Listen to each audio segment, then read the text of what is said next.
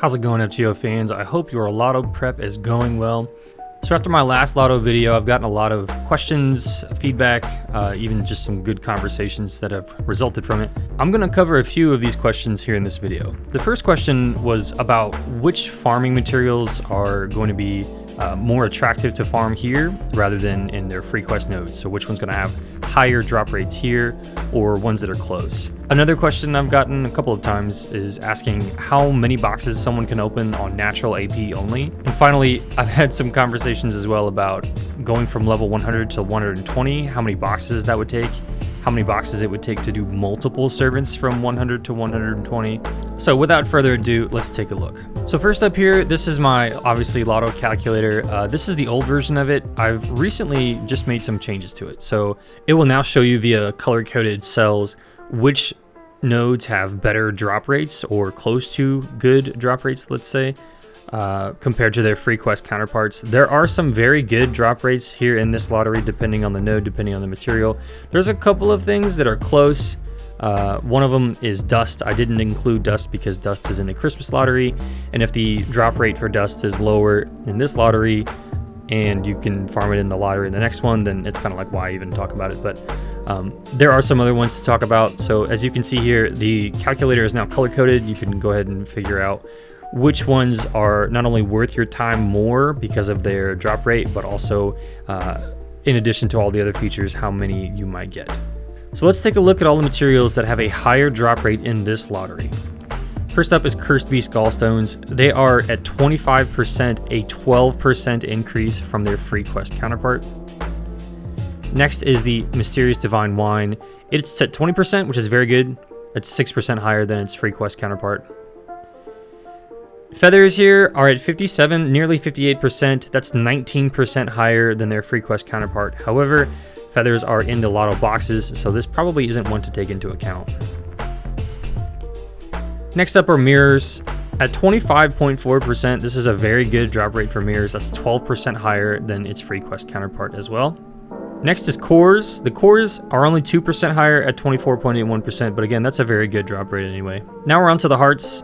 This is at 24.5%, a 12% increase. And finally, we have stakes. So stakes have a 2% lower drop rate in this lottery compared to their free quest counterpart. And you have a great chance to farm them en masse in a very attractive event coming soon.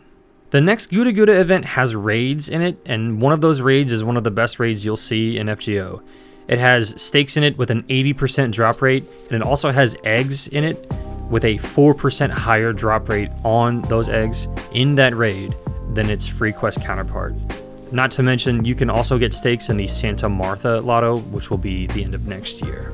So as you can see, there's lots of attractive material drop rates in this lottery. There's a couple that maybe you don't really need to take into account, or one in particular, the stakes, that you can plan to get in a large quantity coming soon in just a couple of months with the Gouda Gouda raids. So another question was, how many boxes can I open with natural AP only with no CE drops?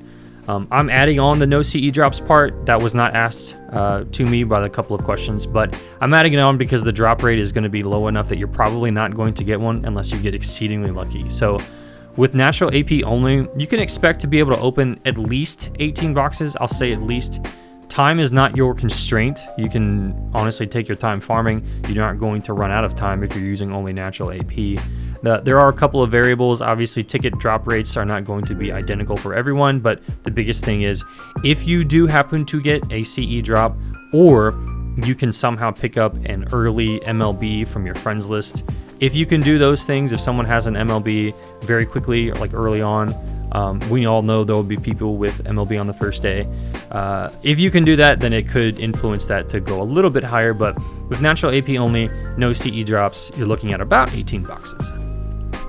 So this last one might be a little bit daunting or just humorous depending on your perspective, but I had some questions about how many boxes you'll need to go from level 100 to level 120. It's over 500. Obviously, that's influenced a little bit by some luck if you have great or super success. With that in mind, you will probably get a little bit skewed lower on that number, but it's still going to be towards 500. It's going to be way high up there. So if you are looking to take a servant from 100 to 120, you are looking at 500 boxes or more. So that's it. That's a few of the most commonly asked either questions or discussed topics as a result of my first video. Feel free to ask any questions, obviously. Feel free to hop in the Discord, and you can even talk shop, ask about comps and things like that, depending on your specific account.